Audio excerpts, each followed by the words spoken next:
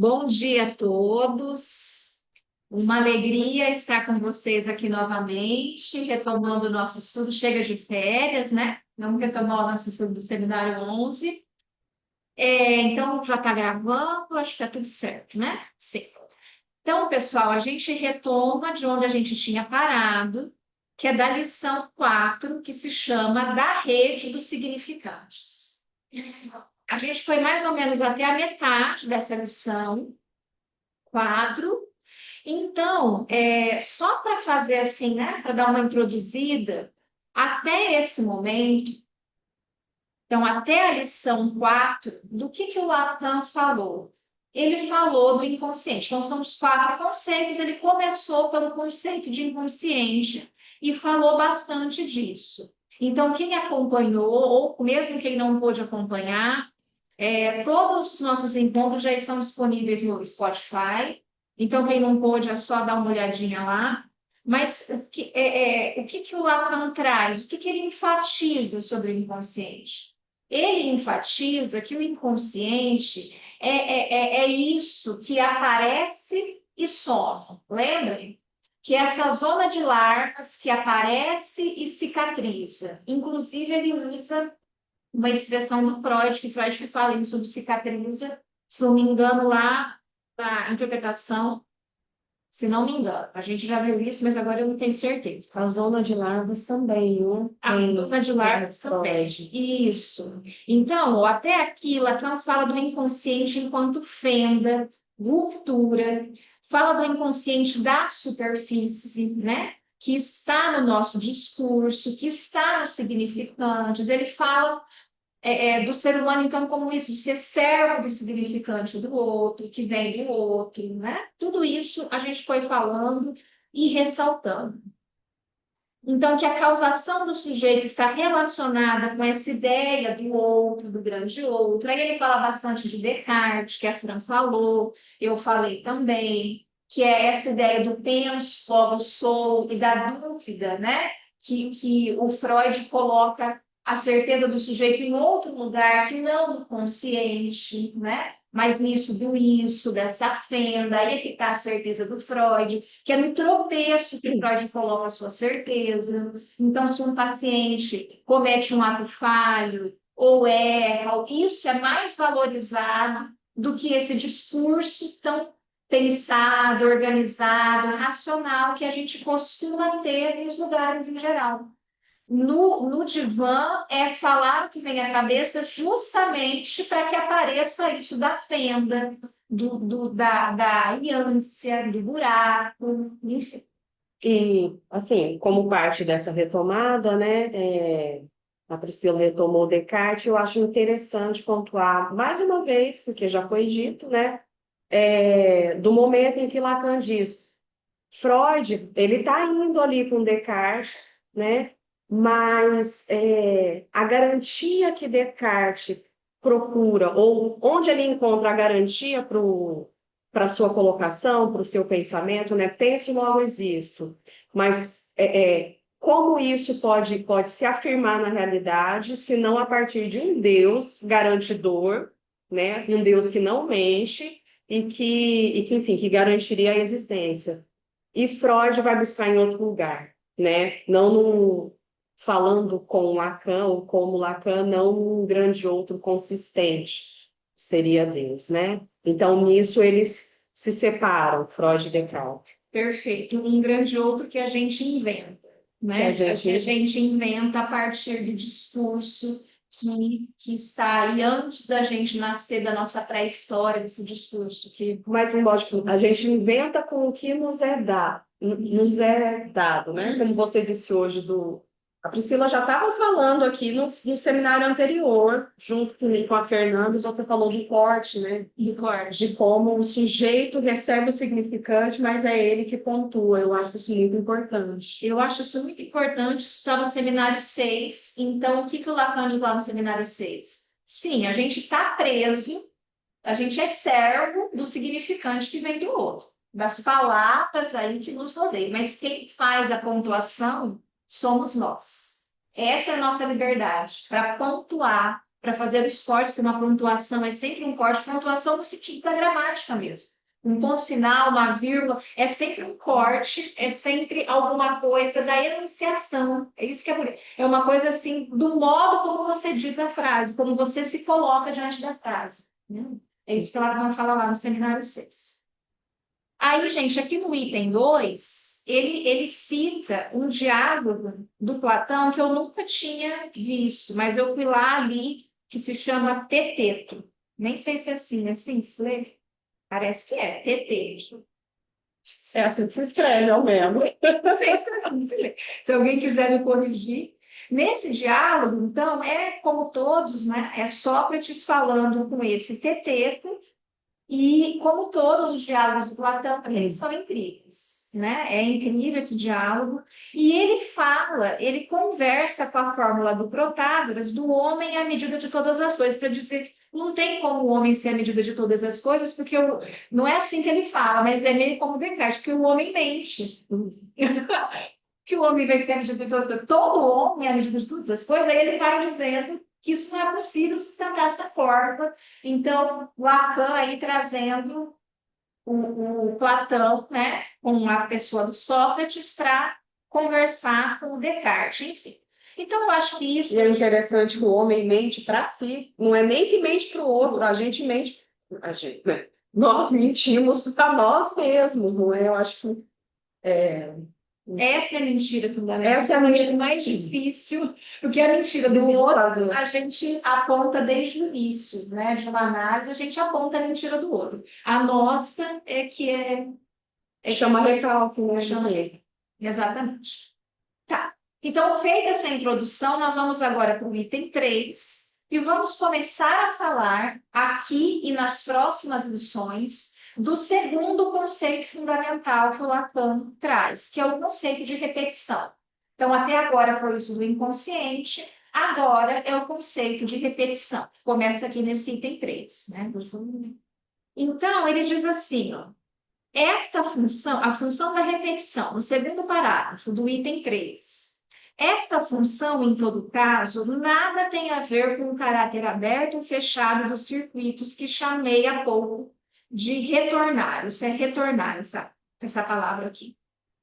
Freud, eu não digo que o introduz, mas pela primeira vez o articula no artigo de 1914, que é recordar, repetir e reelaborar, que é mesmo o texto sobre o qual se fundou na análise a maior estupidez para indar no capítulo 5, além do princípio do prazer. Então, o que o Lacan aponta aqui, como com frequência ele faz, é que foi mal interpretado. Esse recordar, repetir e reelaborar, assim como o capítulo 5 de Além do Princípio do Prazer, que é outra obra que vai falar muito fortemente da repetição, é uma obra para falar disso, né? E da pulsão de morte pela primeira vez, ele diz que foi mal interpretado. A gente vai ver o que ele quer dizer com isso no decorrer, né, das próximas lições. Mas então, para a gente saber de onde ele está partindo, eu acho que hoje a gente precisa falar desses dois textos. Vamos ver se a gente dá conta de falar dos dois, mas ao menos começar, né, desses dois textos do Freud. Então, esse texto, Recordar, Repetir e Reelaborar, que é um texto muito maravilhoso do Freud, é um texto curto, ele está no volume 12 das obras completas e é um texto de 1914, tá? E ele está no bloco dos textos, eu fiz um resumo do texto que está lá no canal, na Companhia do Freud, para quem quiser assistir, né? Mas, então, esse texto, ele faz parte do bloco de textos de Freud sobre a técnica. Então, acho que em 1912 a 1914, esses textos sobre a técnica, não tenho bem certeza, mas Freud, então, ele publica uma série de textos para falar o que é a técnica psicanalítica, né? São textos primorosos, muito importantes. Foi um dos textos estudados pela Nathalie, nossa colega de fórum e do Ágora, a Nathalie Bezerra, e a Marisa está estudando o seminário 1, né, que Lacan fala dos escritos técnicos. Então, para quem quiser participar, é uma boa. Isso, o seminário 1 do Lacan é lindíssimo. É lindíssimo e é sobre Isso, né? Sobre muitas coisas, mas também sobre isso. Então vamos lá. Recordar, repetir e reelaborar. No começo desse texto, o que que o Freud ele começa o texto então fazendo uma história da técnica psicanalítica, né? Ele diz assim: no começo, o que era a técnica? No começo da pesquisa de Freud, antes da psicanálise ser oficialmente inaugurada, porque isso a gente entende, ao menos como uma convenção, que a psicanálise foi oficialmente inaugurada com o texto A Interpretação dos Sonhos, né? Que é de 1900. Mas antes disso, Freud já tinha uma pesquisa de uns 15 anos, 1980, 15 ou mais, né? Antes disso, a psicanálise foi oficialmente inaugurada. Nesse início, Freud usava a hipnose, né? Então, qual era a ideia? A ideia era que um trauma, um sintoma, você, sei lá, chegava lá com uma dor de cabeça, com uma tosse, pensando na dor, né? A ideia era que essa tosse, esse sintoma, uma insônia, sei lá, começou por conta de um encontro traumático. Esse encontro traumático, ele ocorreu e teve alguma coisa de inconsciente nesse encontro traumático que deu origem ao sintoma. O que, que era a ideia? A ideia era chegar à cena traumática através da hipnose. O que, que a hipnose faz? Por um momento, ela cancela a resistência. Nós somos resistentes a lembrar das coisas, resistentes a querer saber.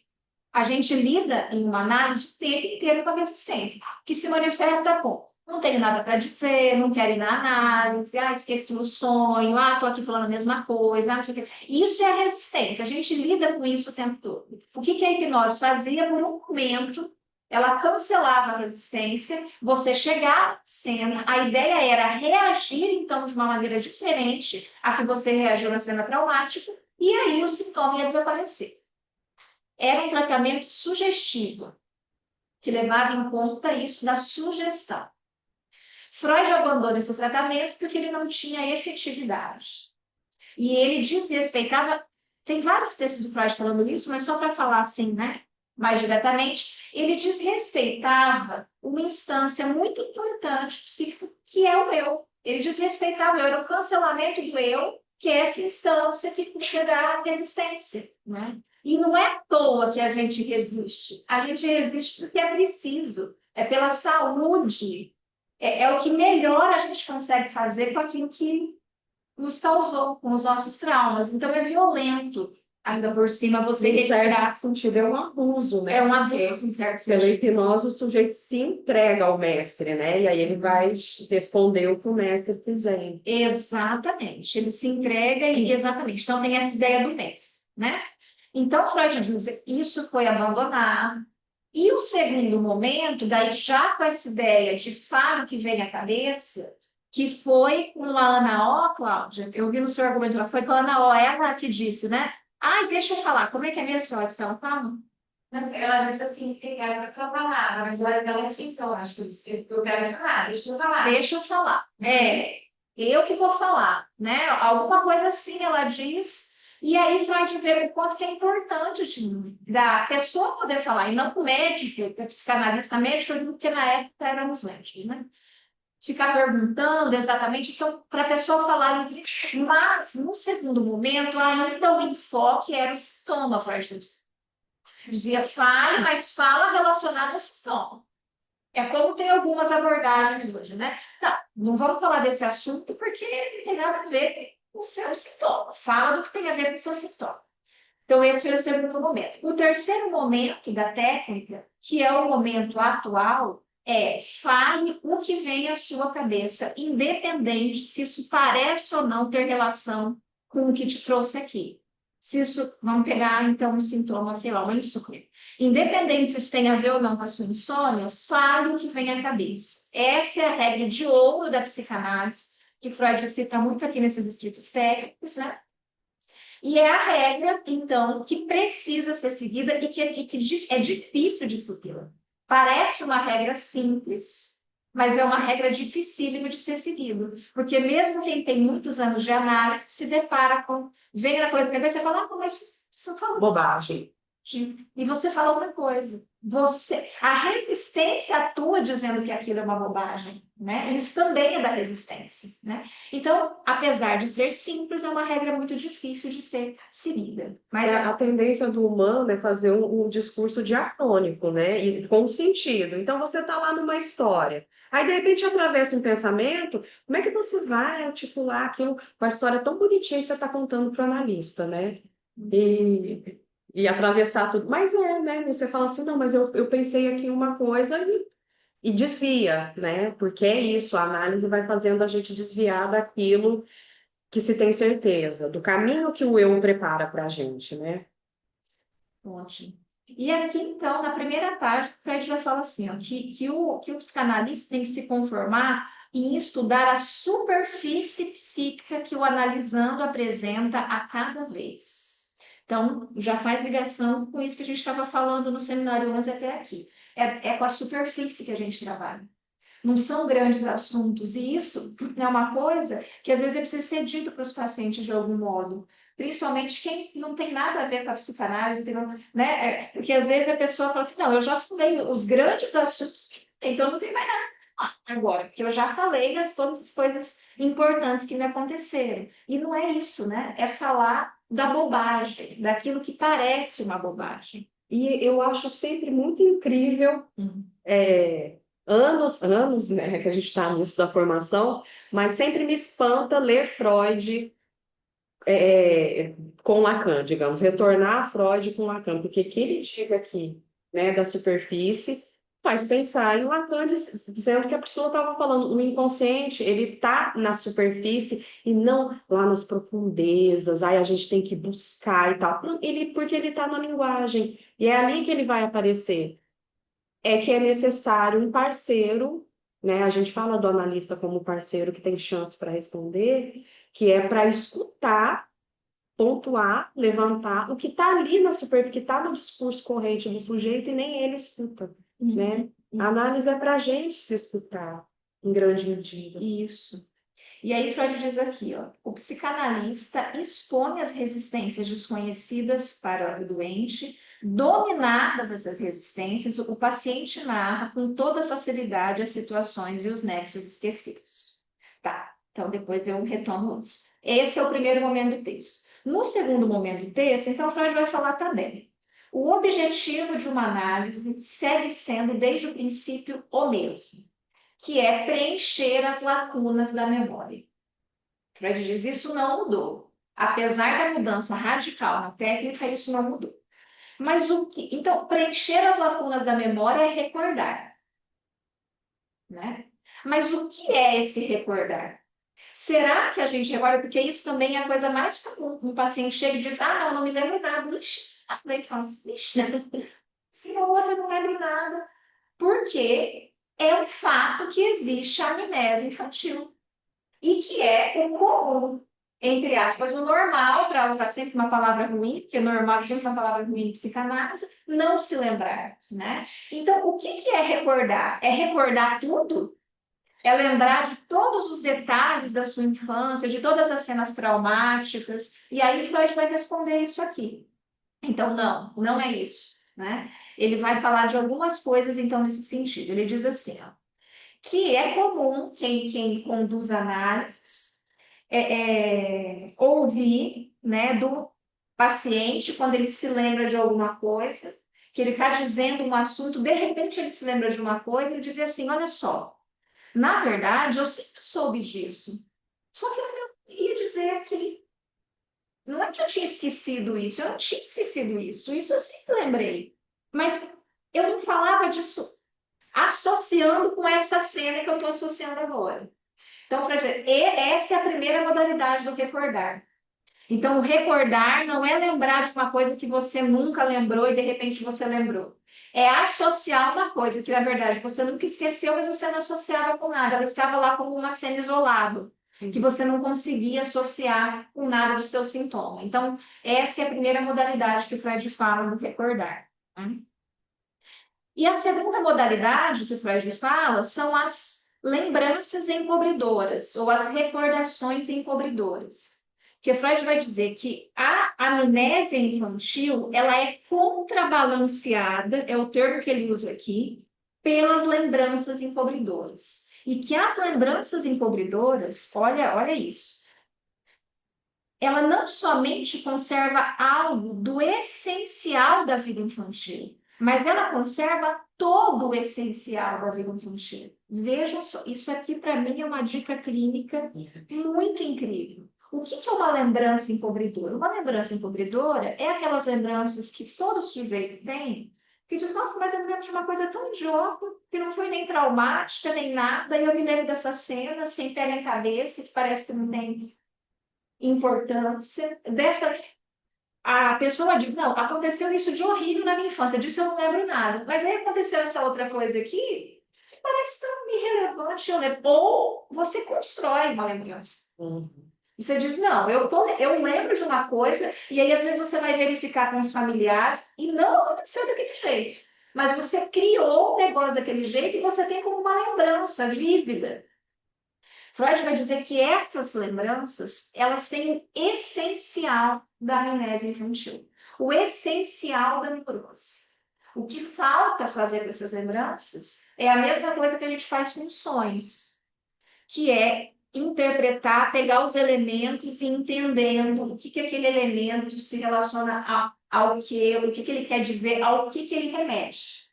É isso que falta. Eu me lembrei aqui, assim, bem vagamente, esses tempos atrás, por algum motivo, eu reli o texto, Lembranças Encobridoras, que eu acho legal também, quem quiser retomar.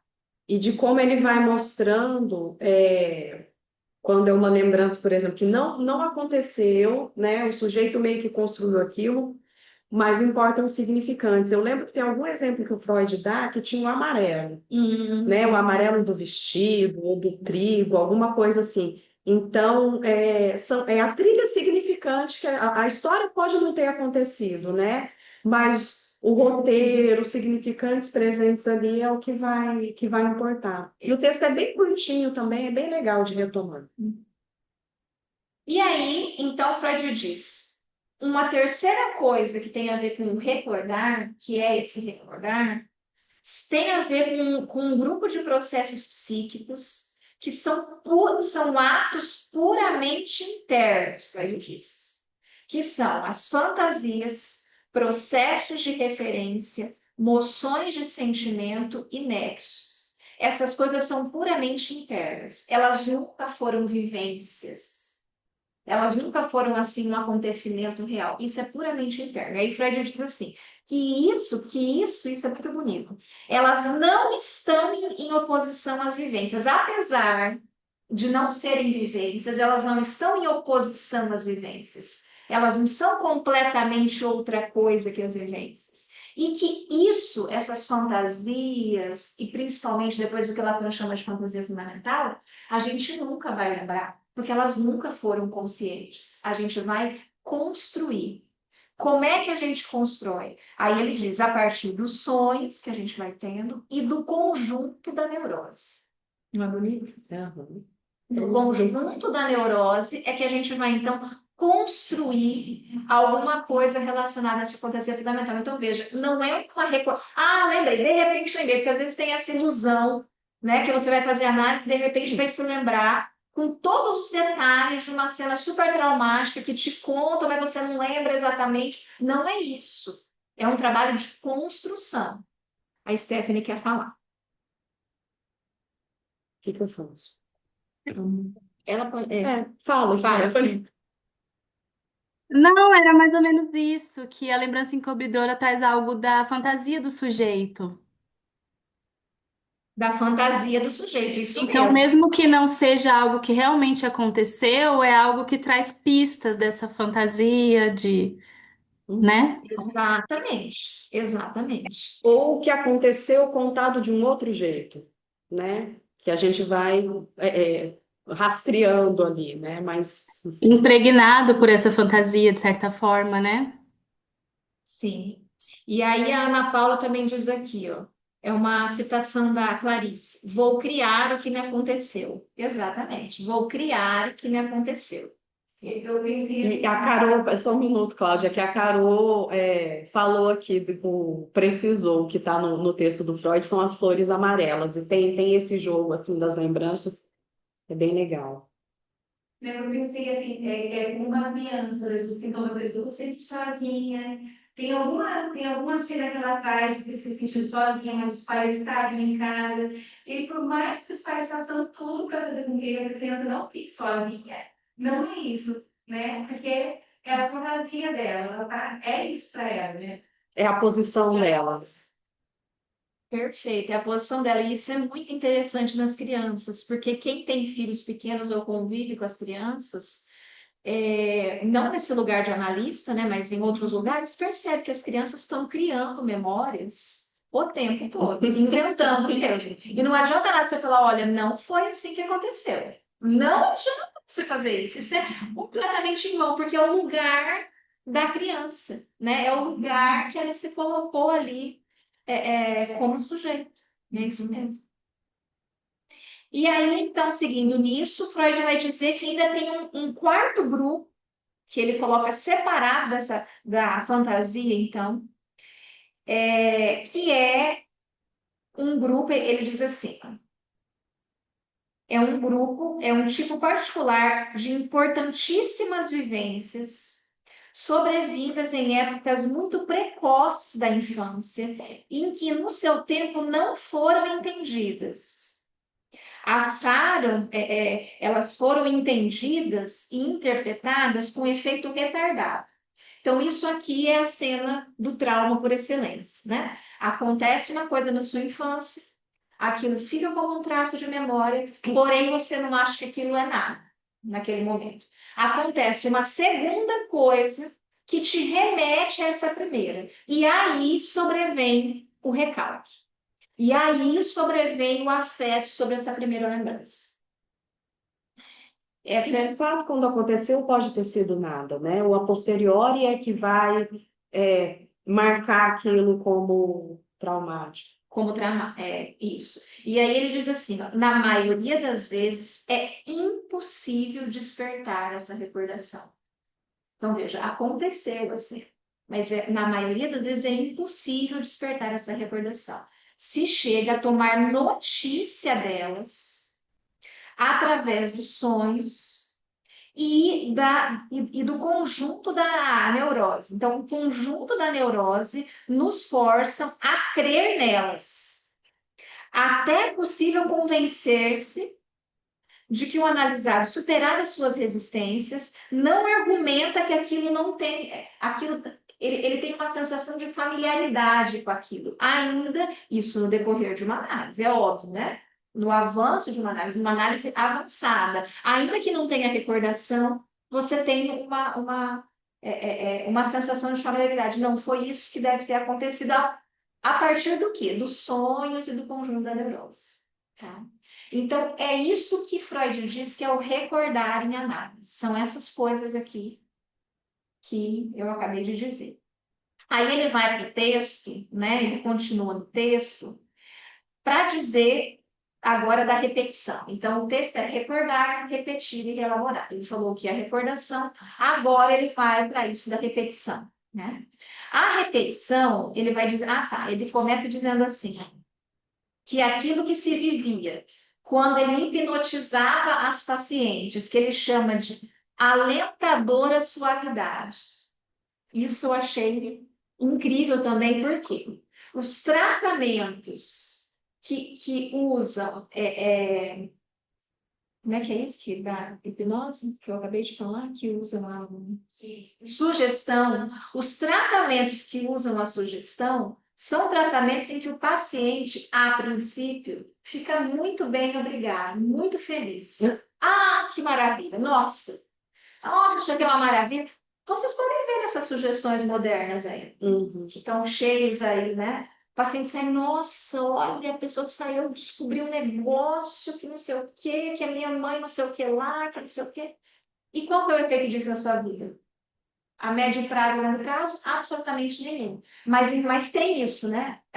É como quando você lê um livro de autoajuda, quando você vai numa coisa assim, né, sugestiva, você assim, nossa, eu descobri uma coisa, eu sei, não sei o quê. A efetividade disso é zero, quase zero, ou é ruim para a pessoa. Quando é zero, é ótimo. O problema é quando é de uma violência que, na verdade, agride a pessoa, né? Eu entendo que tem um efeito rebote no sentido de que aquilo, né, tem um efeito que não se sustenta e a culpa fica para a pessoa, né? É possível, a completude, ela é possível, sou eu que não consigo, né? Ah, sim. Sim. Deu um pouquinho aquele dia, eu saí de lá feliz e tal, mas o que é que eu estou fazendo de errado, né?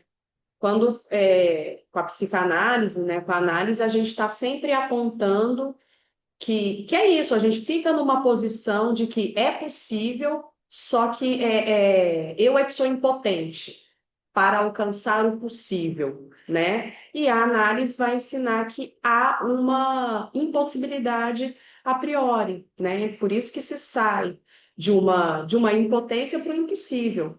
Mas não, há um limite, né? Então, e o sujeito ele vai melhorar e vai usufruir da cura. Hoje a Fernanda usou o termo cura, né? Ela fez questão de usar esse termo como tradução de um texto do Lacan, a cura no sentido de apaziguar-se com a castração, né? Ou partir dela para estar no mundo. De uma vez, você está ali subindo isso tudo por si só, do que dessas técnicas aí, onde é um terceiro que te fala como você é incapaz, né? Então, essa verbalização do óleo, responsabilidade do outro, isso é natural. É muito mais pesado, assim, que você perceber que talvez aquilo realmente não é possível. Você tem toda a razão. Eu escrevi um artigo no Psicanálise e Pandemia, no nosso livro, né, publicado pelo Fórum, em que Freud diz mesmo, ele diz assim, olha, a minha vida foi derrubar ilusões. E que tem uma beleza e uma verdade nisso, mas eu coloco lá que é muito diferente você derrubar ilusões goela abaixo, né? Como se diz assim. Forçar o sujeito. Isso é extremamente agressivo, é selvagem, né? E você poder, e o sujeito deixando cair as suas ilusões na medida que ele pode. Porque se ele não deixou cair, ainda que seja óbvio, é porque ele ainda não pode. Ele vai deixar cair quando ele puder.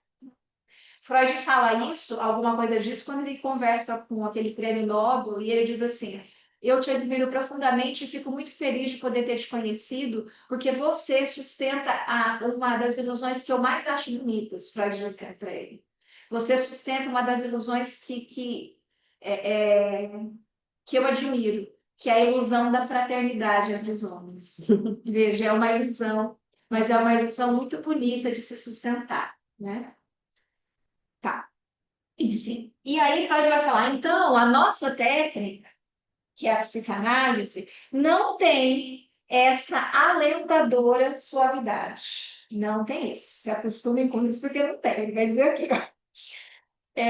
Se a gente se atenta para o signo distintivo desta técnica, no que diz respeito à técnica anterior, podemos dizer que o analisado não recorda, no geral, nada do esquecido, do reprimido, mas o atua. Então, aqui está o centro do que o Lacan quer dizer, quer começar a inserir no seminário 11. Não reproduz como recordação, mas como ação. Ele repete sem saber, desde logo que o faz. Então, na psicanálise, você vai atuar muito com o analista, repetir muito na sua vida as coisas do seu infantil. Isso que está esquecido, ao invés de lembrar, você vai repetir. E repetir aqui, eu quero ressaltar isso, porque depois a gente vai caminhando, tem a ver com atuação, tem a ver com ato, que é colocar a coisa em ato, né? E aí ele diz aqui, ó, por exemplo, né, ele dá vários exemplos, simples até assim. Você não se lembra que você era incrédulo frente à autoridade dos seus pais, mas se comporta assim na frente do psicanalista. Ficar lá sem crença nenhuma nas coisas que o psicanalista está dizendo. Freud tinha uma questão com isso. Porque jovem homossexual é falar, nossa, Impressionante. impressionante. E ele, então, né, ele tinha uma E ele coisa nem que segue atendendo, né? ele segue atender, exatamente. Diante desse deboche, ele não, ele, né? Aí ele diz assim, ó, que você não se recorda de ter ficado preso, de se sentir-se desconcertado e desamparado frente à investigação sexual infantil. É isso que uma criança se sente ao infantil. Presa, desconcertada e desamparada. Mas na sua vida você tem uma acumulação de sonhos confusos e se lamenta que nada dá certo para você e proclama que o seu destino é nunca terminar, nunca dar conta de fazer nada. Então, você repete isso na sua vida porque não quer se lembrar, não pode se lembrar daquilo lá do infantil, que tem a ver com sexual. E aí ele diz assim, que também não se lembra de ter tido intensa vergonha de algumas coisas sexuais, mas aí quer esconder de todo mundo que você faz análise, porque fica com vergonha de falar para as pessoas que você faz análise. Então ele dá esses exemplos para dizer assim, você não recorda, você atua, né? E ele diz assim, em especial, a cura começa com uma repetição assim. Então, em uma análise você vai repetir. Com frequência, ele diz assim: depois que um paciente de uma longa biografia, de um monte de histórias, que você sabe que ele tem muito a dizer, ele chega na análise e diz: não sei o que dizer, não tenho nada para falar, não sei por onde começo. Não... Freud diz: então isso é uma resistência. Né? A resistência a todo recordar. É uma tendência ao ato e uma resistência a recordar. E durante o tempo que permaneça em tratamento, não se liberará dessa compulsão de repetição. E então a gente compreende no fim que esta é a sua maneira de recordar. Repetir é uma maneira de recordar. Então, quem faz análise há algum tempo sabe que você fica, meu Deus, mas eu ainda não sei disso. De novo eu estou aqui. Eu achei que estou eu de novo nisso. Essa repetição é uma maneira de recordar e é uma chance para o analista de apontar alguma coisa que te faça dar um passo, né? Nesse sentido. E o que se repete aí tem a ver com as coordenadas da fantasia, né? Repetição, ela tem uma dimensão de novidade, a gente vai ver isso com Lacan, que não é exatamente a mesma coisa, mas é aquilo que vai mostrando, assim, de modo negativo, quais são as estruturas da fantasia, né? Onde elas se firmam, digamos. Sim. E aí Freud continua. O que mais nos interessa é a relação dessa compulsão de repetir, lembrando que esse é o primeiro texto em que Freud usa esse termo, essa relação dessa compulsão de repetir com a transferência e a resistência. De pronto advertimos que a transferência mesma é só uma peça da repetição. E a repetição é a transferência do passado esquecido, mas não só com relação ao psicanalista, também sobre todos os outros âmbitos das situações presentes. Por isso, temos que estar preparados para que o analisando se entregue à compulsão de repetir, que a substitua agora pelo impulso de recordar, não somente na relação pessoal com o médico, mas em todas as outras atividades e vínculos simultâneos de sua vida. Por exemplo, se durante a cura ele eleger um objeto de amor, ele vai repetir. E ele vai repetir, ele vai repetir. Uma vez a Fran, sempre me lembro. É que a Laísa está comentando aqui. Sim, 12 anos depois estamos lá. Tem uma charge sobre isso, que o sujeito está lá no divã falando assim, faz 11 anos que eu estou falando a mesma coisa. Aí o analista fala, 12. Sim, ali, ela falou, pô, eu achei, gente, É ótimo. é ótimo, né?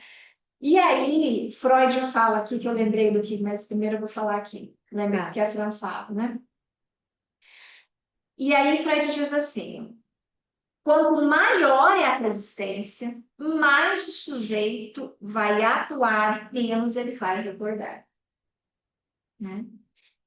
Em efeito, na hipnose, o recordar ideal, né, do esquecido corresponde a um estado em que a resistência foi por completo abolida, né? E aí ele vai falar que na análise não é isso e que quando a transferência ela não é hiperintensa, ainda às vezes no começo do tratamento, o sujeito está lá e ele faz uns progressos, ele recorda. Mas a transferência é essa coisa móvel, que vai se tornar hostil, que vai se tornar hiperintensa, que você vai ficar com o órgão analista, que você vai. Isso vai acontecer. E quando ela se torna hiperintensa, então vem o recalque, e aí então o sujeito atua mais ainda. Né? E eu pensei uma coisa, você falou, eu falo, Não, é que assim, porque ele diz aqui, ó, o enfermo extrai do arsenal do passado as armas com que se defende da continuação da cura e que é preciso que a gente arranque uma por uma. Vejam como é da ordem de uma batalha, Freud coloca aqui.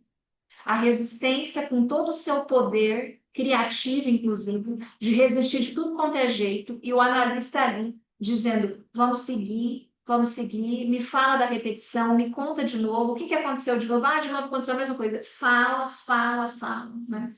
E às vezes tem que dizer que venha. O que eu pensei é que às vezes a repetição que tem a ver com o ato, a atuação, passa também pelos atrasos, pelos desmarques, pelas dificuldades ali na condução do tratamento em que o sujeito, por força da transferência, ele está transferido, mas começa a atuar, digamos assim, fora do cenário primordial de uma análise, que é ali deitar no divã. A pessoa já está em análise, aí entra uma série de dificuldades, e a gente tem que puxar para quê? Falar, você vai, deita e fala, é isso. Sim. E aí Freud diz, então, mas o que a gente repete, na verdade? E a resposta dele é, repete tudo quanto desde as fontes do seu reprimido abriu o caminho até o seu ser manifesto. Eu acho essa frase linda. Abriu o caminho até o seu ser manifesto, que é o quê? O que a gente repete? A gente repete as nossas inibições, as nossas atitudes inviáveis. Veja só. Olha o que a gente fica repetindo. A inibição, as atitudes inviáveis e os traços patológicos de caráter. E, além disso, repete todos os seus sintomas que você já teve. Às vezes é um sintoma que tinha ficado para trás, de repente está ele aí de volta. Reapareceu quando você começou a fazer a análise. Então, você repete todas essas coisas inviáveis. Às vezes, em alguns passos da análise, a gente tem a sensação assim, nossa, vem aquela sensação, como você disse aí, aquela sensação que eu não quero mais estar, aquela posição ali, talvez eu não tenha mudado já de posição, mas aquela lembrança daquela sensação de não querer mais estar ali, né? Nessa posição, assim. Sim. Nesse sintoma. E é nisso que eu lembrei da Fran, porque uma vez ela fez uma supervisão, não sei, e aí tinha uma coisa assim de que o paciente ia quebrar, financeiramente falando. E aí, eu não sei se você estava fazendo uma supervisão de um cara, enfim, mas. E aí, a supervisora, ou você, não sei se era você, a supervisora disse sim, ele vai. A gente não salva o paciente de repetir. Se você tentar salvar o paciente de repetir, ele vai parar de fazer análise. Um sujeito que estava ali, colocando tudo a perder, sabe? E aí você fala assim, vai quebrar, financeiramente mesmo. E suportar isso é possível, vai, né? Porque ele vai fazer isso antes, digamos, de sair disso.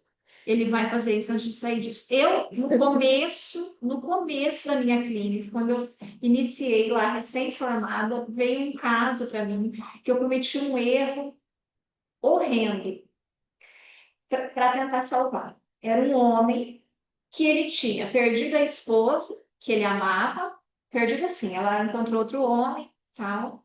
E aí ele tinha rompido com os filhos a partir disso, ele tinha rompido com a família a partir disso, e ele estava se esforçando ardentemente para perder o emprego. Era um esforço claro, né, para perder o emprego. E aí ele organiza uma festa na empresa onde ele era um tipo de comemoração, não me lembro agora, porque faz, nossa, 20 anos, né? Isso. E ele tá organizando uma coisa lá, e aí, no dia do negócio, ele vai para a sessão e diz: eu não vou na festa. E eu digo: você vai.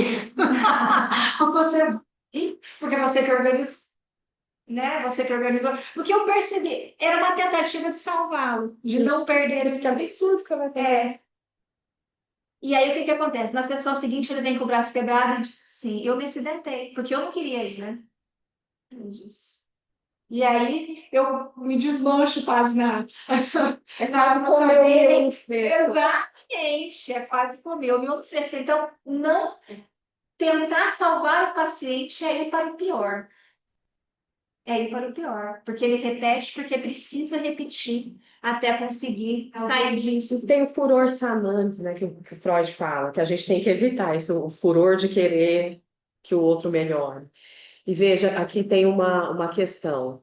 Sonhos é a Janaína? Bom, vocês acham que quando o paciente começa a querer ficar apenas no online, isso pode dizer um pouco sobre essa resistência, essa evitação ao divã de algum modo? Eu já posso dizer, não? Assim, a primeira pergunta, a primeira coisa que eu pensei é que isso só pode ser dito no 1 a 1.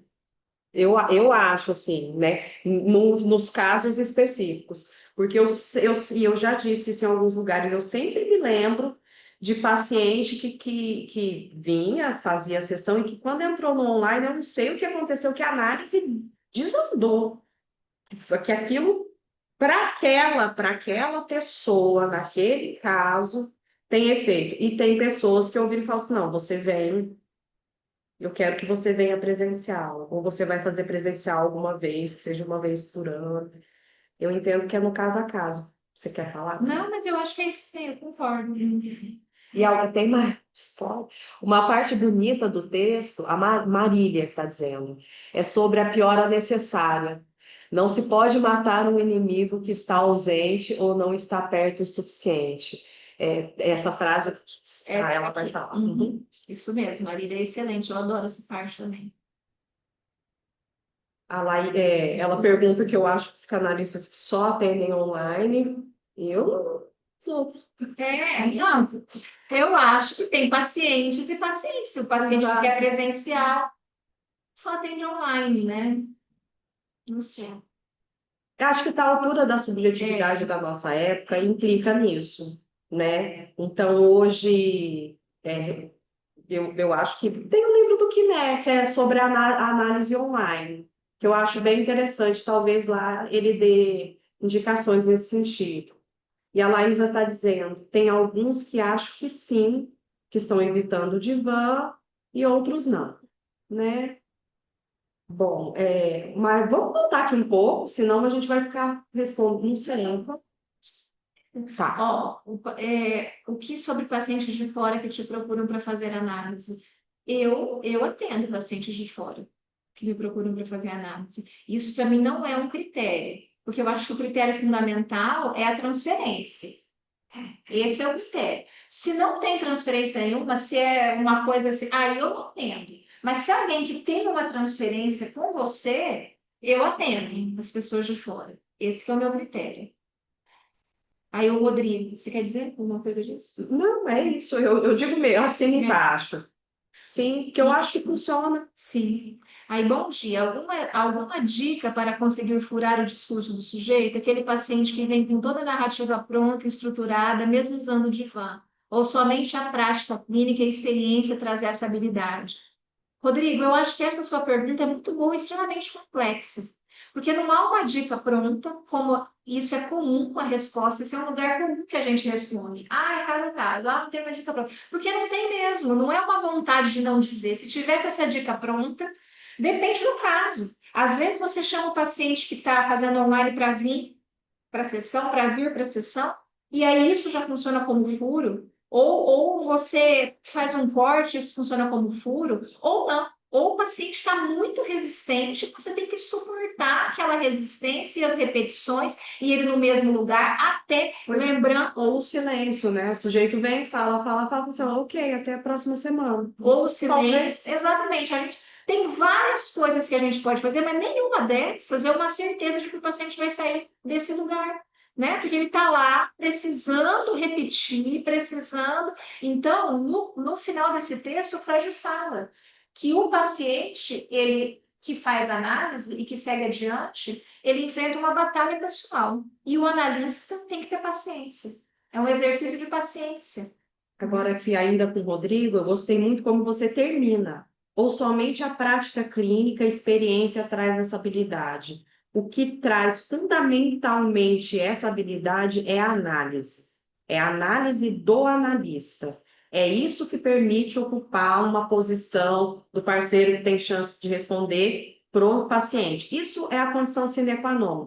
E a partir disso, da análise pessoal, supervisão, estudo que a gente está fazendo aqui, vai ser, assim, então, a supervisão dos casos, aí vai sendo possível entender como, com cada pessoa que vem, não à toa Freud fala que com cada paciente a gente reinventa ou a gente descobre a psicanálise.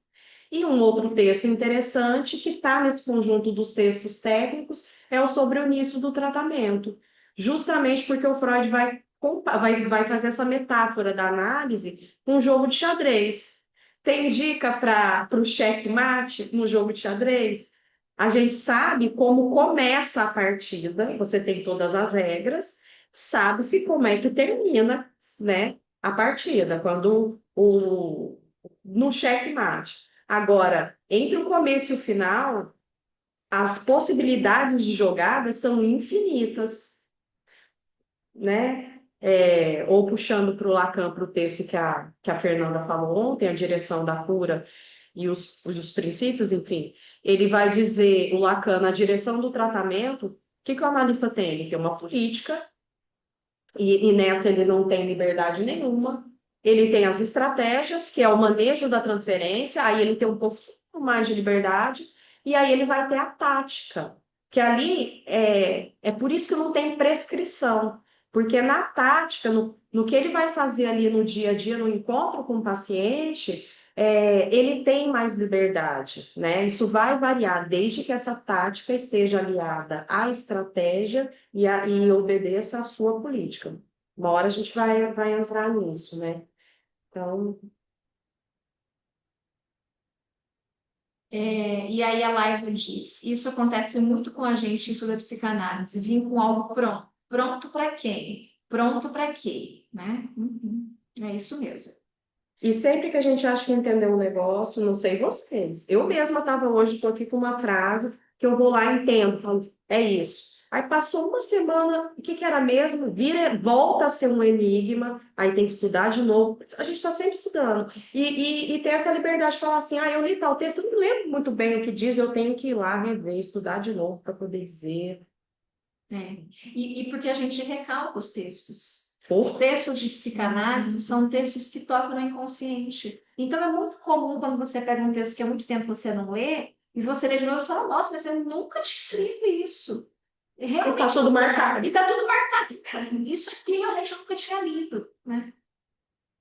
Então, continuando aqui. E aí, Freud diz assim, ó, que a gente não pode tratar a enfermidade, então, os sintomas do paciente, como um episódio histórico. Eu achei isso também muito incrível, mas como um poder atual. Esta condição patológica vai entrando peça por peça dentro do horizonte e do campo de ação da cura, enquanto o enfermo a vivencia como algo real, objetivo e atual, temos nós que realizar trabalho terapêutico, que em boa parte consiste na recondução ao passado. Então a pessoa vai dizer: mas sou eu aqui de novo, a fulana me enganou. Mas e o que isso tem a ver com sua história? Você consegue entender o que isso tem a ver com sua história? É sempre uma recondução ao passado. É a primeira vez que estou sendo enganado desse jeito. É a primeira. Isso. Aí tá uma interpretação. E aí, gente, e às vezes a pessoa vai dizer sim, é a primeira vez, porque, né? Cedo vai dizer, duvido. Você não vai entrar num embate com ela, né? você faz a interpretação e tem que deixar o próprio movimento dela de querer saber. Mesmo porque, lembrando que o que ressoa é a questão, né? Às vezes a pessoa vai te responder, sim, é a primeira vez. Aí ela volta com um sonho na outra sessão, que vai mostrar que não, né? Perfeito, sim. Então, veja só, a neurose, ainda que esse sintoma tenha aparecido agora, ele não é um episódio histórico, aconteceu e passou. A neurose é a vida do sujeito. Essa que é a questão. É uma coisa que conduz a sua vida, o infantil conduz a sua vida. Né? Então, aí Freud diz assim, que o fazer recordar dentro da hipnose não podia menos que provocar a impressão de um experimento de laboratório. O fazer repetir no curso do tratamento analítico, segundo a técnica mais nova, equivale a convocar um fragmento de vida real. E por isso, em alguns casos, não é inofensivo e carente de perigo. Veja só, fazer uma análise, você tem que saber que não é inofensivo todas as vezes e carente de perigo. E daqui se arranca todo o problema com frequência inevitável, que daí alguém colocou aqui em cima, quem foi? Foi a... que é da piora, ele fala aqui da deterioração durante a cura, da piora durante a cura. Então, o paciente começa a fazer análise, entra no dispositivo e ele diz, olha, piorou. Eu estava mais ou menos, agora eu estou péssimo. O que está acontecendo? Né? Então, traga a verdade, sério. E aí, como é que é isso, né? Piorou. Foi a Marília. Não se pode matar um inimigo que está ausente ou não está perto o suficiente. Que eu não lembro como que é no latim essa frase, né? Não sei se ele bota aí Não. ou se está só no Coloca aqui no em absentia. absente, mas ele não coloca aqui, não. Tá. Em outro lugar ele coloca. Uhum. E aí, o Freud vai dizer que entrar no tratamento analítico é preciso que tenha uma mudança de atitude em relação à sua enfermidade. Você estava acostumado, antes do tratamento, a desvalorizar a sua enfermidade, em dizer que aquilo era uma grande porcaria, vamos dizer assim. Né? E Freud vai dizer que a gente precisa sair da política do avestruz. Depois eu fiquei sabendo que isso é uma injustiça para o avestruz. Ele não faz isso nesse livro. Mas, enfim, na época, tinha essa ideia de que o avestruz, diante de problema, fazia o quê? Afundava a cabeça dentro da areia, dentro da terra, tipo, não quero saber. Né? E fica com o corpo lá aparecendo, né? Então, essa cena do corpo aparecendo e a cabeça afundada, para dizer, né? É como quando as crianças têm medo do escuro, né? Elas né, têm medo de monstro, se cobrem. Então, porque não tem nenhum sentido, né? Mas eu não estou vendo. Eu não estou vendo e não está acontecendo, exatamente. Então, Freud diz que tem que haver uma mudança nessa política, que a gente tem que querer saber e a gente tem que passar a respeitar a nossa enfermidade, a nossa doença. Ele diz assim, ó. Para a cura, desde logo, essa política do avestruz não serve. É preciso que o paciente tenha coragem de ocupar sua atenção para os fenômenos de sua enfermidade. Já não é permitido considerá-la como depreciável, mas é uma digna oponente, um fragmento, olha isso aqui, um fragmento do seu ser que se nutre de bons motivos e do qual você deverá colher algo valioso para a sua vida posterior. Olha que bonito. A castração como isso, que você se queixa do horror, mas é daí que você vai colher algo valioso na cura. Ele já falando isso aqui, em 1914. Assim, é preparada desde o começo a reconciliação com esse reprimido, que se exterioriza nos sintomas. Então, assim, e aí Freud vai dizer que os sintomas vão reaparecer durante a cura, que sintomas que tinham passado, então, vão ter uma ênfase, né, de novo, e que você pode consolar seu paciente, ele diz assim, você pode consolar seu paciente dizendo para ele assim, que são piores necessários. ao Freud. Porém, passageiras, né? São piores necessárias, mas passageiras, e que não é possível liquidar um inimigo ausente ou que não esteja bastante perto. Você tem que trazer o inimigo para perto, o sintoma tem que estar pertinho de você para você conseguir liquidar. Não tinha drone na época, gente. Então, então, isso também me coloca essa questão. É possível para todo mundo? Às vezes tem gente que para uma análise, não é porque o analista errou, porque não sei o que lá. Por isso que é importante fazer a supervisão, para a gente poder entender. Às vezes não é possível para todo mundo. Às vezes, naquele momento, você quer pôr a cabeça dentro da areia e ficar com o corpo para fora, e tudo bem, é isso que você quer. Talvez mais tarde você retome, né? Mais tarde você faça uma análise. Isso é muito comum, gente, de acontecer quando é um terceiro que quer que o sujeito faça análise. Por exemplo, no caso de crianças ou de adolescentes, né? O sujeito não quer naquele momento, mas você está vendo que ele precisa.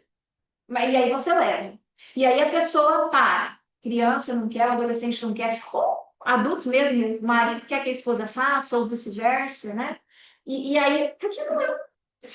Ela simplesmente não quer fazer isso nesse momento, ela não quer. Ela quer deixar as coisas como estão, porque ela está gozando muito bem, obrigada, com o sintoma dela. Às vezes o sintoma dela está fazendo o outro sofrer, mas ela tá ótima, está no gozo ali e pronto, né? E eu pensei algo assim também, de como a gente costuma dizer, né? Se chega em uma análise achando que você vai saber tudo, né? Que você vai, eu quero me conhecer e tal.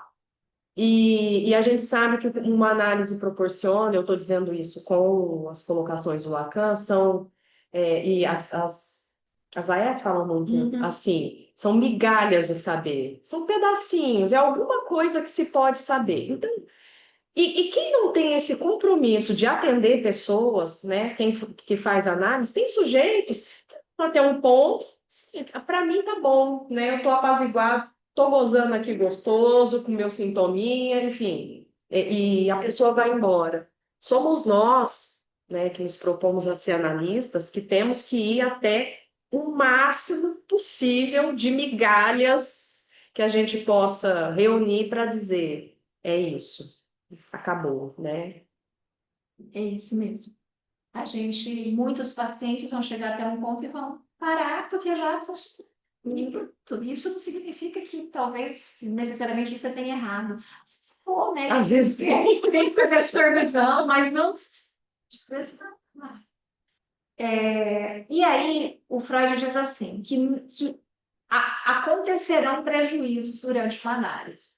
Ele diz, o paciente vai errar, vai fazer coisas erradas, e que você pode, se você quiser, né, dizer para ele assim, tomei uma decisão importante agora, espere um pouco para tomar essa decisão, não entre, né, em uma coisa, vamos caminhar um pouco, mas Freud diz, isso não vai adiantar, né?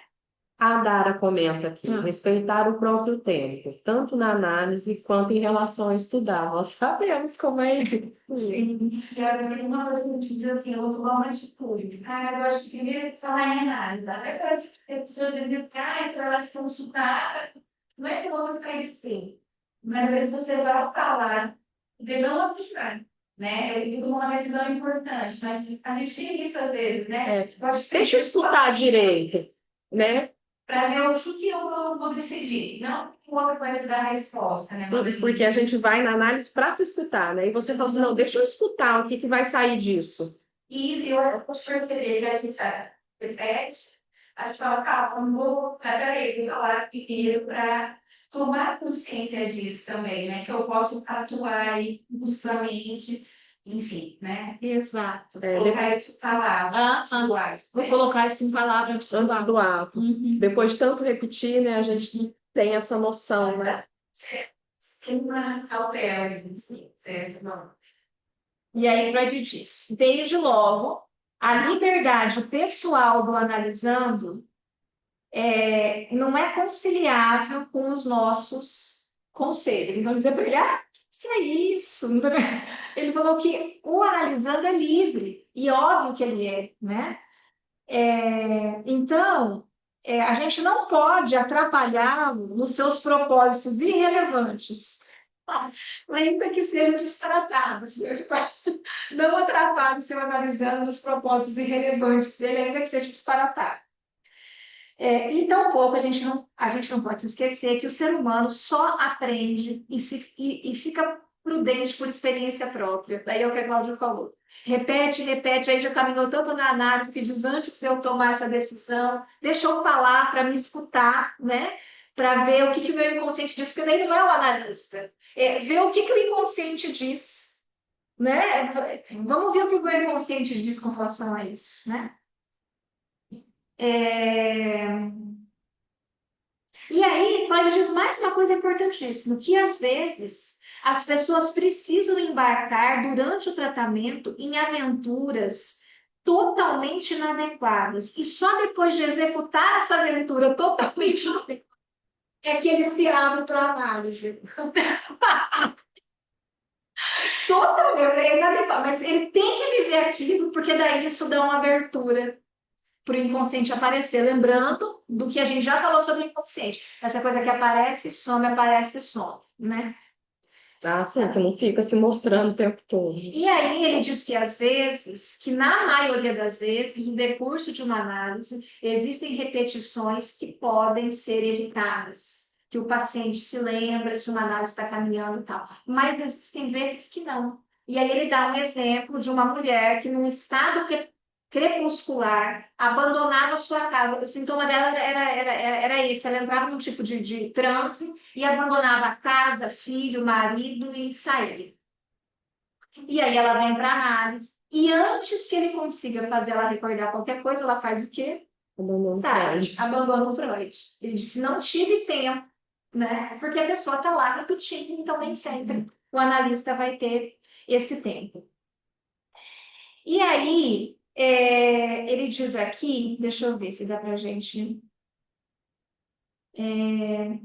Tá, então, o principal recurso para dominar a compulsão de repetição do paciente e transformá-lo em um motivo para recordar reside no manejo da transferência. Então, é isso que a gente estudou ano passado com a Cláudia, né, no seminário 8, é a transferência, é o manejo da transferência que a gente vai dar conta de fazer isso, né?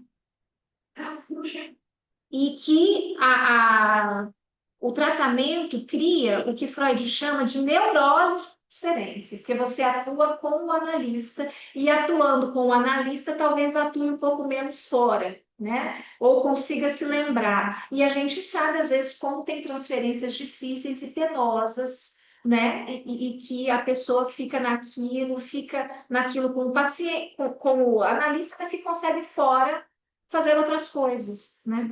E o analista, e aí é uma apenas, né, da importância da análise do analista, porque ele tem que saber que não é com ele, né? Não é com a pessoa dele. Eu estou lembrando aqui, você falou do seminário 8, eu lembrei da estrutura que aparece no banquete de três, né? Então, o sujeito ele se dirige ao analista, né?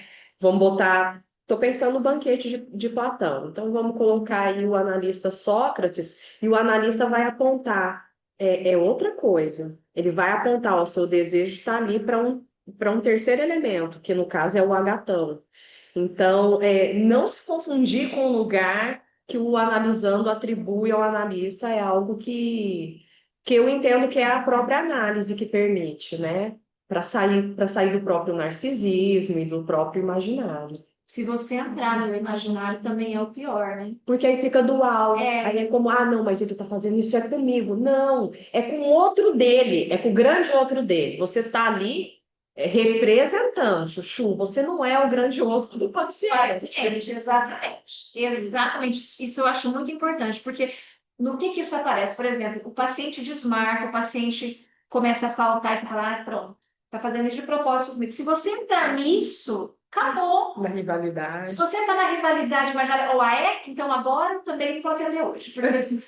Porque já que ele fez isso, então não é uma relação dual, porque não é para você que ele está fazendo. Exatamente, você é o representante. E como você disse assim, talvez essa paciente que se separa, né? Que deixa o Freud e todo mundo, não para dizer desse caso, mas para pensar assim, o paciente deixou a análise, talvez tenha alguma coisa lá fora que ele está se identificando, ele está no gosto, numa identificação ali, talvez com o pai, a irmã, sei lá, e ele deixa a análise, você ali te joga escanteio para poder continuar nessa identificação, né? Sempre monstruoso Para mesmo, poder né? gozar em paz. Para poder gozar em paz. Em paz não, né? Porque é um inferno. Lembrando Um que inferno. quando a gente fala de gozo, a gente está falando de pulsão de morte. A gente não está falando da satisfação, tá? Pura e simples, é uma satisfação, mas também tem coisa da pulsão de morte, né? Exatamente. Então, recordar, repetir, e agora Freud vai para o relaborar. Ele fala pouquíssimo do relaborar, mas eu acho fundamental. O que é isso do relaborar? Ele vai dizer assim, para encerrar esse texto. O psicanalista havia esquecido que nomear a resistência não pode produzir o seu fim imediato. Isso é muito importante, porque a gente ouve na clínica também. Entendi isso e continuo aqui repetindo. Eu já sei o que é e continuo repetindo, porque não é só nomear. Não é só. Nomear, com certeza, é um passo. Aí Freud diz, ó, é preciso dar tempo ao enfermo para ele envolver-se na resistência não conhecida para ele, para reelaborá-lo, vencê-la prosseguindo o trabalho em desafio a ela e obedecendo à regra analítica fundamental. Não é só nomear. Você precisa se envolver com aquilo, seguir associando livremente para reelaborar essa resistência. É um ato. Eu entendo que isso também é um ato. Tem o ato de repetir e o ato de parar com a repetição, que tem a ver também com falar até o caroço. Eu lembro do Moacir que falou isso. Falar é até o caroço, é mais, é ir até a carne viva para conseguir parar de repetir, né? E ainda que seja inconsciente, tem uma decisão, né? Sim. Por isso que você fala o ato, tem que ter uma decisão do sujeito e não retroceder. Porque às vezes o sujeito ele chega até um ponto e não ultrapassa por um. A gente fala de covardia moral do neurótico, né? Sim. E a depressão pode ser um dos índices disso. E aí, Freud diz aqui, somente no apogeu da resistência, veja só, a gente vai chegar no desespero em uma análise. Você vai se desesperar, porque no apogeu da resistência, que a gente descobre dentro do trabalho em comum com o analisando, as moções funcionais reprimidas que alimentam essa resistência e de cuja existência e poder o paciente se convence em virtude de tal vivência. E nessas circunstâncias, o psicanalista não tem mais nada a fazer a não ser esperar e consentir com o decurso do tratamento, consentir que tem coisas que não podem ser evitadas e tampouco apressadas. E que a gente não pode cair na miragem, isso eu achei também fundamental, como conselho mesmo do Freud. Quando um paciente começa a atuar bastante, se ele está indo na análise, você não pode cair na miragem, você está péssimo, eu não estou conseguindo ouvir esse paciente, eu não estou Claro que isso é uma sensação importante, porque isso vai fazer você ir para a supervisão, isso vai fazer você falar em análise, mas isso não significa que o paciente está piorando. Freud diz que isso é uma miragem pensar desse jeito. Significa que ele está atuando, e que uma hora ele vai sair disso. Então. E tá atuando para você, assim, ainda com você, não sei. Brenda, ali, posso dizer? Pode. Eu percebo na clínica alguns pacientes que dizem que depois que descobriram certas coisas, acharam péssimo, porque perceberam que não é só descobrir. Aí parece que surge aquela demanda para o analista. E agora? O que eu faço com isso? E isso, Brenda, e conduzir uma análise, a gente tem que lembrar que é não responder as demandas, porque é muito difícil também. Eu pensei justamente É nisso. muito difícil, principalmente quando você está iniciando, porque você tem também a miragem, né, de que se você não responder, o paciente vai parar, e é justamente o contrário. É se você responde que ele para.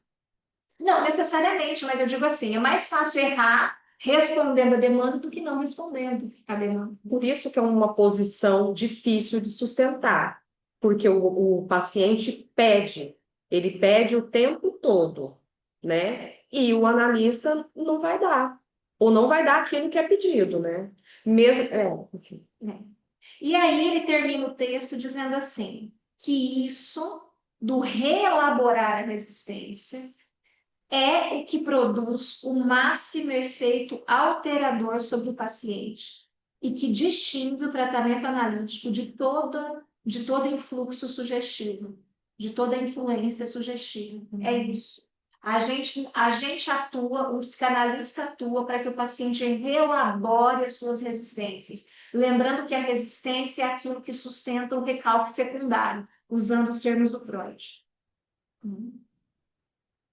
A Carol aqui disse que ficou pensando nisso hoje o tempo todo. Carol, você quer falar? Isso, Falamos assim, juntas. co- assim, de falamos juntas, assim, o tempo todo. Eu tava escrevendo você falando. E porque isso é muito difícil da gente conseguir não responder, né? E isso aparece em muitos momentos. Putz, ele vai fazer isso de novo, né? Vai acontecer. Ou então o próprio paciente fala, às vezes esperando você. Mas ele precisa desse tempo, ou dessa repetição, ou de alguma coisa que ele pode perceber que muda, né? Mas é algo muito difícil de sustentar, assim.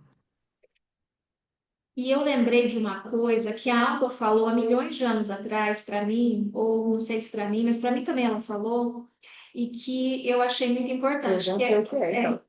que é o seguinte, não significa que você tenha que ser mudo.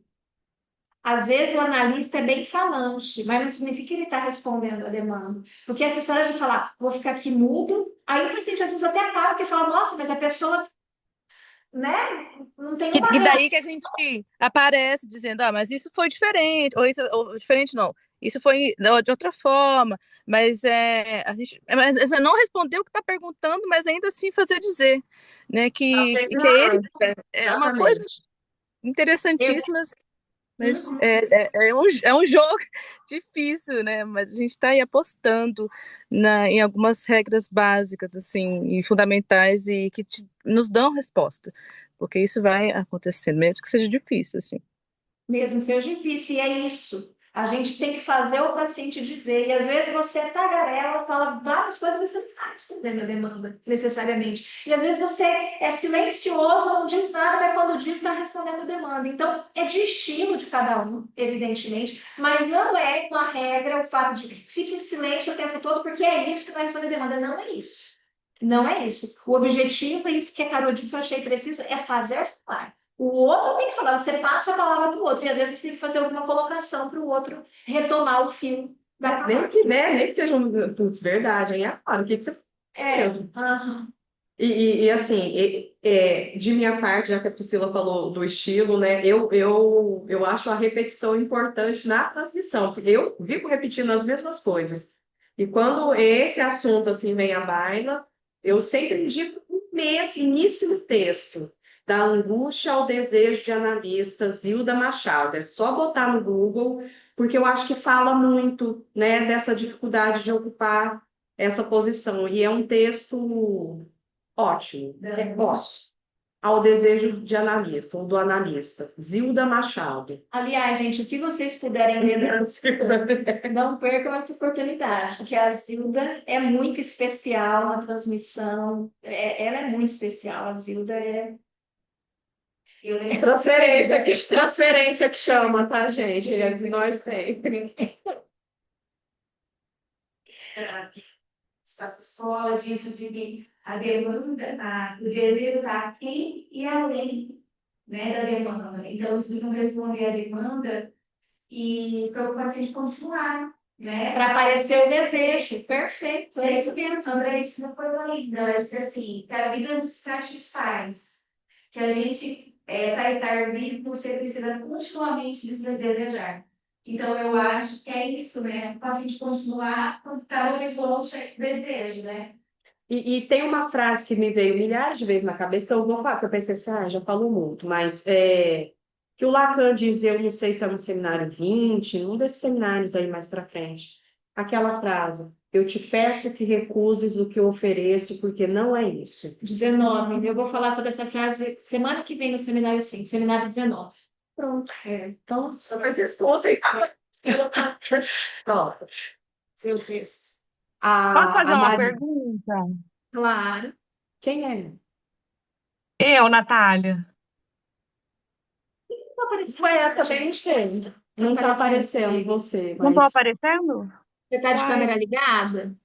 tô. Peraí, deixa eu tentar ligar e desligar. Aparece aqui. Ah, não, é porque a gente está fixa aqui. Ah, desculpa. Tá bom, Natália, pode falar. Tudo bem, gente? Muito bom ouvir todos vocês. Eu fiquei pensando nisso que a Brenda falou, dessa pergunta do paciente, e agora, né? Se é isso que o Lacan fala de retificação subjetiva também, que é um momento bom também, né, para o paciente, porque ele vai se responsabilizar a partir daí, né? E agora, o que que eu faço com isso? Né? Então, é um momento ótimo também, né, me parece. É agora que ele vai começar a ficar divertido e poder, talvez, dizer outra coisa, né? Mas queria saber se é isso, né? Se tem a ver com retificação subjetiva e tal. Olha, eu acho que sim. Eu acho que sim. Eu acho que é por aí mesmo. É aquilo do insuportável da liberdade, né? Então você fica demandando porque a liberdade é insuportável. Você quer que o outro escolha aonde você. Coisa simples, você quer que o outro escolha aonde vocês vão jantar, porque se der errado, foi ele que escolheu, né? Você quer que o outro escolha se você faz o curso X ou o curso Y, se você. Porque se der errado, veja, não fui eu que escolhi, né? Foi o outro. Então, o paciente, o analista não pode cair nesse engodo do paciente, porque isso é uma armadilha, que o paciente não sabe que ele está montando, mas ele está, é você que sabe que ele está montando essa armadilha, né? Então, cair nisso é o pior, porque é também entrar na posição de mestre. Então, já respondendo aqui o que a Marília falou, alguma coisa aqui, que ela O significante é do analisante, não? do analisante, que quando responde a demanda, que ela falou aqui alguma coisa de que quando responde a demanda, se é um problema do analista, eu acho que sim, porque você precisa caminhar na sua análise para viver a castração. Não é só entender teoricamente, porque teoricamente é até muito bonito, e a falta existe, ninguém é completo. Nossa, olha só, que maravilha. É uma coisa que muitas vezes é viver a castração de que o paciente, você não sabe a verdade. A questão é que não sabe, é que tem um limite. E que é aí que é a liberdade do sujeito, não é?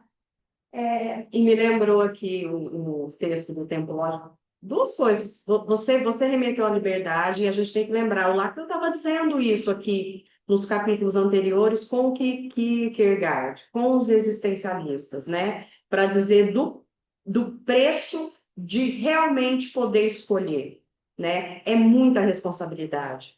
É por isso que o Engenheiros do Havaí canta que a liberdade é o preço da inocência. Uma coisa assim na música. Porque, de fato, é mais fácil botar na conta do outro, né? Eu fiz porque quiseram que eu fizesse. E a outra coisa eu esqueci. Eu ia dizer, eram duas coisinhas, mas acho que eu esqueci. Se eu me lembrar, eu falo.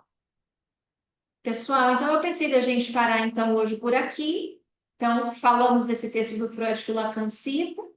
Agora, depois, no nosso próximo encontro, que é dia 30, nós vamos falar de Além do Princípio do Prazer, que também é o texto essencial para falar da repetição, para daí a gente voltar para o texto do Lacan. Lembrando que essa foi a nossa opção de ir em todas as referências possíveis do Lacan, que ele faz. Cada um a seu modo, Cada um a seu cada um a seu modo, mas ir nas referências para poder, então, isso atrasa um pouco o nosso caminhar aqui, no sentido de que a gente ainda está na lição Quatro. 4, mas nosso objetivo também não é nos apressarmos nesse sentido, é poder caminhar devagar, até para poder entender o que o Lacan fala, porque, como eu disse, Lacan é super conciso nesse seminário. Se a gente não for nas referências, fica mais difícil. E se tiver, bom, para quem já estava, se tem alguém chegando hoje, não sei, enfim, cada uma fica responsável, né, por um capítulo. E a gente vai explorar cada capítulo o tanto de encontro que for necessário. Isso aí, o tempo, enfim, Vai ser o tempo do inconsciente mesmo. Então, a gente segue ainda no capítulo 4 no próximo encontro. Então, nos vemos dia 30, tá bom? Obrigada a todos. Meninas, só uma Oi. coisinha, vocês comentaram no início que a gravação das aulas do primeiro semestre, das discussões, né, do começo do seminário, no Spotify, qual que é o nome do canal? Fórum do Campo Da conta Lacaniano. lá? É do Não, do. não, tá FCLNS, eu acho. É isso, Cris? Tá. Puxa, eu não sei agora, não tenho certeza. É isso mesmo. Então, é isso mesmo? É que eu ia procurar aqui. Tá Tá bem. bom, obrigada. A gente tem no YouTube também, né? A gente tem. Não. Tá, mas Não, tá. não está no YouTube, está no FCL do Spotify, fácil de achar. FCL-MS está lá, é o único, Tá é o único. certo. Obrigada, gente. E Tá muito bom, tá o Spotify- ótimo. Vocês estão demais com essas transmissões, gente. Olha, bem legal mesmo. Parabéns. Nossa, quem que tá falando? Que eu não tô vendo aqui. Eu, Carol. Ah, Carol, que bom. Queria te ver. Remover o pin aqui, pronto. Pronto. Aí. Tá certo, que bom. Então, Carol. Que bom, Stephanie. Tchau, gente. Muito obrigada. Eu tô feliz com a presença de vocês também. Que Eu bom que vocês também. estão achando proveitoso. Até o Tchau. próximo. Tchau. Beijo, gente. Tem que coisar aí. Parar de. Não sou por aqui. É? É. Mas fica gravado?